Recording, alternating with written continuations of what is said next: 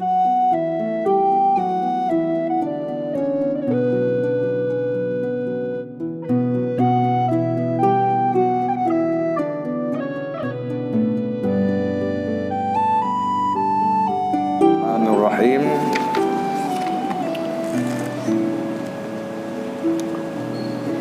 Ilikut yang bahawa bal ataina, Allah menyatakan kamu datang akan mereka itu dengan hak, dengan yang benar, bahwa sungguh mereka itu lakazibuna, sungguh disulit oleh mereka itu. Kemudian Allah menjelaskan, mattakhadallahu min waladin wa makana mahu min ilahin. Dan tidak adalah Allah daripada anu, Allah hana pegat anu, wa makana dan barang besertanya Allah daripada ilahin.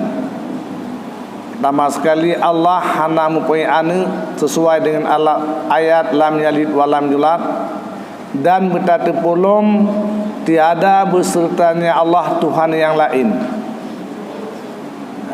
Allah hana mempunyai anu dan hana Tuhan yang lain besertanya Allah. Seandai dihna izan wateg lan tafsir law kana mahu ilahun. Seandai dih yang bahawa na Tuhan yang lain, la zahaba, sungguh berjalanlah tiap-tiap Tuhan bima khalaqa. Seandai beserta Allah na Tuhan yang lain, nyumanan masing-masing berjalan dengan ketuhanannya. Allah nyo pegatnya, Allah je pegat je. Nyai berkata boleh tanya Allah hana punya anu dan hana Tuhan lain serta besertanya Allah.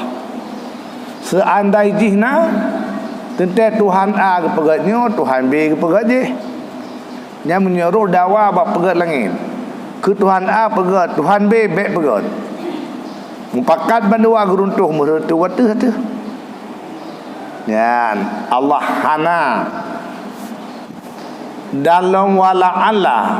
Seandai dihinalom, maka sungguh tinggilah oleh ba'at atau ba'at. Nyono Tuhan yo pelai beraya long, Tuhan je pelai beraya long. Seandai dihina dua macam pelai masing-masing peraya do. Nyan yang pelai pegah atanyan mandum-mandum hana lagi dugaan daripada orang-orang yang kufur kepada Allah. Subhanallah, maha suci Allah, tanzihallahu, maha sucilah Allah, amma yasifun, daripada yang disifat oleh mereka itu. Ipegah Allah meno Allah mudi nyan Allah maha suci, hana sama sekali hal-hal yang disifat oleh mereka-mereka itu yang kufur kepada Allah Subhanahu wa taala. Sangkrana muno hana sama sekali. Juga awaknya seandai dihina muno kejadian hana. Nyan ban penjelasan dijelas oleh Allah Subhanahu wa taala. Laju